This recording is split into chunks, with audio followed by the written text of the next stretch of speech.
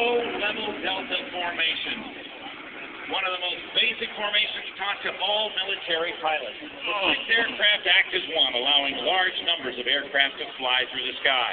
The delta formation has the leader, the flight lead at the front, with his wingman and element flight leaders taking their positions behind them. As the aircraft perform today, I'd like to introduce the pilots to you. Leading the flight is Larry Arkin with Steve Kapoor. At right wing is Ken Johansson. At left wing, Rob Steele. Slot position is Bob Johansson, and lead solo Steve Selmers, and the wing solo is Tom Bailey. We also recognize another key pilot on our team. His name is Jim Record. Now watch as the Sky Typers maneuver their aircraft in the delta formation. This is very, very difficult due to the wide spread of the aircraft, their limited available power, and their straight. They weigh about 5,500 pounds apiece and boast a 600 horsepower Pratt & Whitney radial engine with 9 cylinders. Now, notice the precision of the pilots, but wait! The flight is going to release 2 members to investigate a bogey, an unidentified threat. If they're going to cross in front of each other, watch them as they cross, pulling within feet of each other. Oh, there they go. As they pull through each other's path, they're going to clear the area behind them to find out about this bogey, this unidentified aircraft. Now, after identifying the threat is abandoned, the solos are now in position to demonstrate their next maneuver. The opposing solo two-circle guns pass. When 2 aircraft engage in air-to-air maneuvering, they attempt to pass as close as possible to one another with 2 options. 1, maneuver for the advantage, or 2, escape to safety. Turning towards each other would put both aircraft in separate or 2 circles as each tries to outturn his opponent.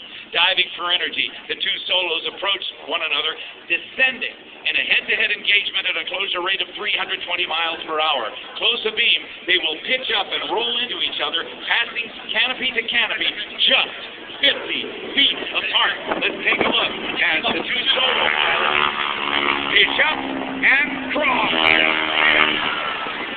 That's Steve Selmer and Tom Bailey.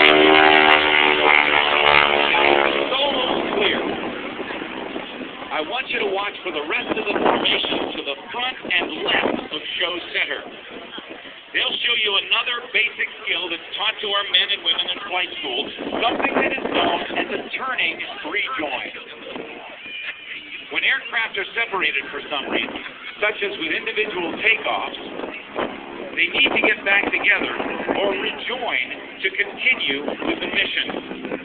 One method is for the lead aircraft to start a turn and have the other aircraft join by adding power and putting their nose in front of lead to fly a shorter distance. The pilots must know where each other is and how to maneuver their aircraft to get on board as quickly and safely as possible. Larry Arkin makes the turn and each of the other pilots turns inside the angle of the turn. Show you how all the teams, including the Jets, accomplish a rejoin. Today, they're going to rejoin into a diamond formation.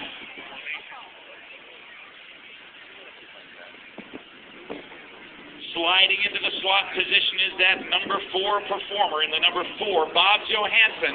Watch him slide in there into the slot position, forming that diamond. Now that they've rejoined, the formation will treat you to a diamond S or a snake path. You'll get a good view of the aircraft in the formation as they wind their way in front of you, changing from belly up to canopy up. Flying these World War II aircraft requires a very unusual set of skills. Sky Typer pilots must be able to fly large tail-wheeled aircraft as well as being accomplished formation pilots. Not always easy to find the right match, as the majority of the pilots here today are former Navy. Now, please focus your attention once again as the solos come head-to-head from both the right and the left for the solo 1-circle guns pass. The difference between this and a 2-circle pass is that both aircraft will turn in the same direction.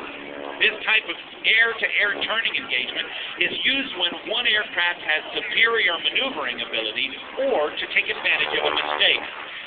Just prior to crossing, the lead solo will pitch up early and roll too early, allowing his opponent to fly high and behind him, gaining an obvious advantage. The lead will then make another mistake and reverse course trying to escape. This will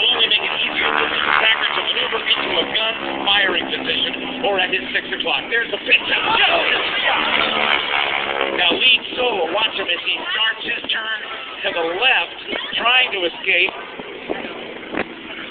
And that's going to allow the other pilot to close in on him and fire some guns. But you can see him popping the smoke there, indicating he's firing his gun at the lead solo. Watch as lead tries to chink or stay out of trouble. But as the guns are on him, the lead will now pop smoke, indicating a simulated hit.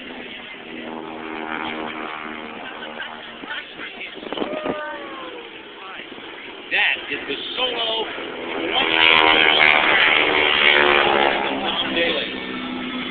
They'll clear. Now I want you to look straight ahead for another formation change, although this one is very unique and demanding. If you can see them out in front of you, going from the right to the left, they will turn inbound in just a moment, and the diamond you saw just a moment ago will go from flat to vertical. The references the wingmen must use will change completely as they now have to look almost straight up as lead becomes their world. Larry Arkin leading the team. Ken Johansson on the right wing. On the left wing, Rob Steele. And down in the slot, we see Bob Johansson. The smoke is on. Here is the vertical diamond from the Geico Skyliners. Watch as they approach, and then they'll peel off and break down the runway into a trail position. There's Larry. There's Ken. There's Rob. And there's Bob.